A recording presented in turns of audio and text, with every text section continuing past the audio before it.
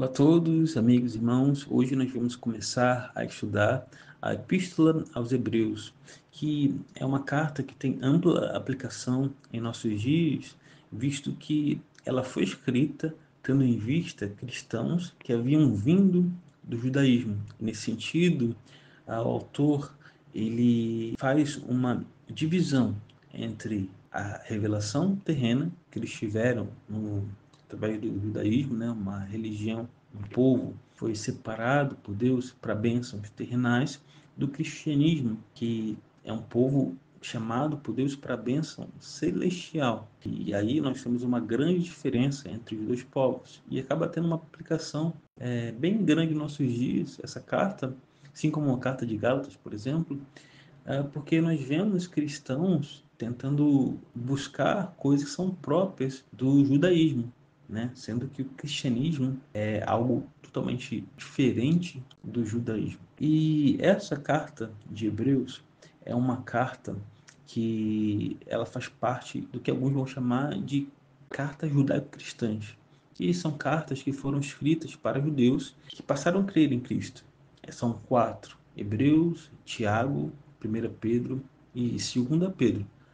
Eu havia dito, né, que o autor da epístola, ele de uma forma clara, porém não tão incisiva quanto a carta de Gálatas, por exemplo, ele expressa que o cristão deveria estar desapegado das coisas terrenas e se apegar às coisas celestiais, a Cristo. E eu repito que o judaísmo, de onde os interlocutores da epístola vieram, é uma religião terrena, mas aquele que professa o nome de Cristo está agora em uma outra esfera, uma esfera celestial. Então, o Espírito Santo, através do autor da epístola, explica que as coisas que nós vemos lá no Velho Testamento eram figura das coisas celestiais, de coisas mais excelentes. Aliás, melhor e mais excelente são expressões que aparecem diversas vezes, pois é exatamente nesse lugar que Cristo põe aquele que crê, em uma posição celestial, uma posição melhor e mais excelente, um lugar de coisas superiores às coisas terrenais. Então, nesse contexto de mostrar que os cristãos realmente têm algo muito superior em Cristo, ele apresenta alguns tópicos ao longo dos capítulos. Por exemplo, no capítulo 1 até o versículo 3, ele fala da superioridade de Cristo aos profetas. Nos capítulos 1 e 2, fala da superioridade de Cristo aos anjos. No capítulo 3 e 4, nos fala da superioridade de Cristo a Moisés e Josué. No 5 e 7, nos fala de quão superior é o sacerdócio de Cristo. No capítulo 8, nos fala da superioridade da nova aliança. No capítulo 10, nos fala de quão superior é o sacrifício de Cristo. Bem, sobre o autor, é uma carta anônima, isto é, o autor ele não se apresenta. Muitos atribuem a Paulo. Eu particularmente acredito que foi uma carta escrita por Paulo. Quando a gente lê a carta, assim, é difícil não pensar que foi Paulo que escreveu. Uma das evidências por exemplo, Timóteo é citado. Timóteo é citado em diversas cartas de Paulo, como sendo seu filho na fé e fiel ajudador.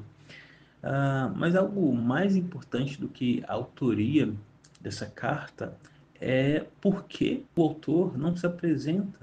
Bem, certa vez eu li um comentário de irmão que cita justamente o capítulo 3, versículo 1, para explicar que o objetivo do Espírito Santo aqui foi apresentar Cristo como o grande apóstolo de nossa confissão.